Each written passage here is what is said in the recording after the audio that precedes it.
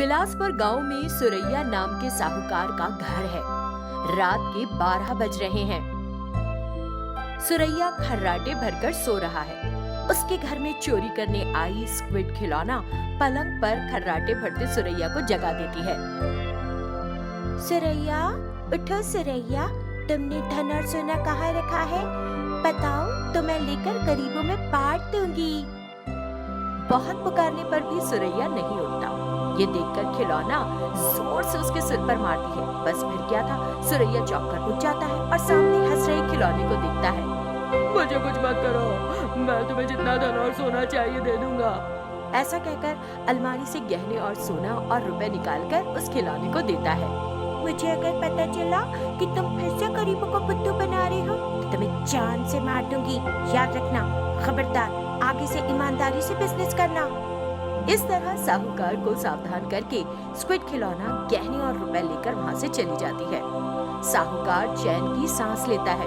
उसी गांव में भूषण नाम का एक जमींदार रहता था, जिसके पास खूब धन जायदाद थी, लेकिन सारी धन संपत्ति उसने गरीबों को धोखा देकर और बेईमानों से लूटकर इकट्ठा की थी।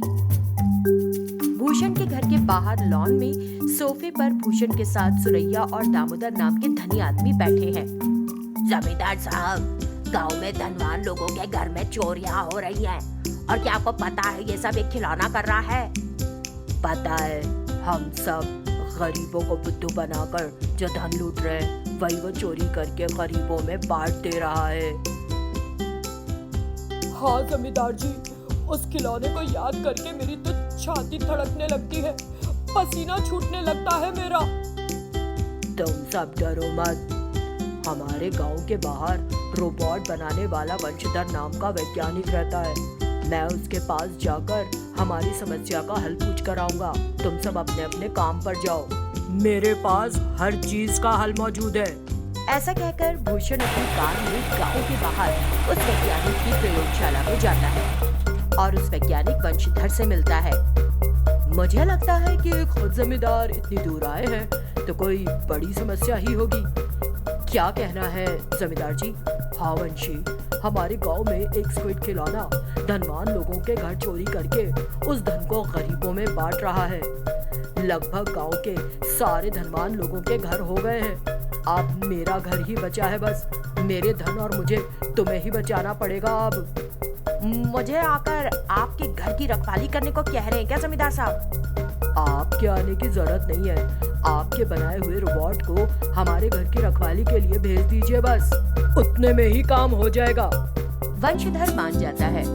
एक रोबोट को भूषण के घर भेजता है। अंकल, आप बिल्कुल मत डरो, मैं आपकी सहायता करूंगा। भूषण और रोबोट कार में बैठे हैं। भूषण कार चलाते हुए घर पहुंचता है। उस दिन रात को रोबोट उसके घर की रखवाली करता है। तब वहाँ स्क्विड खिलौना आती है और रोबोट को देखकर, ये बिजली से चलने वाला खिलौना मेरा क्या करेगा, ऐसा कहकर आगे बढ़ती है। तभी रोबोट उसे बोलता है। दोनों खिलौने लड़ते हैं, एक दूसरे पर शक्ति प्रदर्शन करते हैं। आखिरकार दोनों थक जाते हैं और आपस में बातें करते हैं। धनी लोगों का धन, रुपए, पैसे इस तरह चोरी करके गरीबों में बांटती हो, गलत बात है ना ये?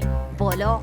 नहीं, बिल्कुल नहीं। चलो, तुम जिसकी रखवाली कर रहे हो उस जमींदार को बुलाकर पूछो, इतना धन उसने बेईमानी करके कमाया है या ईमानदारी से? चलो, चलकर पूछते हैं ना उससे। चलो पूछते हैं। ऐसा कहकर दोनों जमींदार के पास जाते हैं। उनको देखकर वो घबरा जाता है। उससे रोबोट पूछता है, अंकल, आपने इतनी सारी दौलत और जायदाद गरीबों से बेईमानी करके कमाई है या ईमानदारी से? बताइए। उसकी बात सुनकर जमींदार भूषण कोई जवाब न देते हुए सिर झुका लेता है। उसे इस तरह चुप देखकर रोबो समझ जाता है। बताओ जमींदार साहब, अब हम आपके साथ क्या करें? कुछ मत करो, मैं अपने धन को गरीबों में बांटकर खुद को सजा दूंगा। मेरी बात का विश्वास करो, मेरी बात का विश्वास। तब से स्क्विड खिलौना और रोबो बड़े अच्छे दोस्त बन जाते हैं। दूसरे दिन जमींदार अपनी सारी धन दौलत गरीबों में बांटकर गांव वालों की नजरों में महान बन जाता है।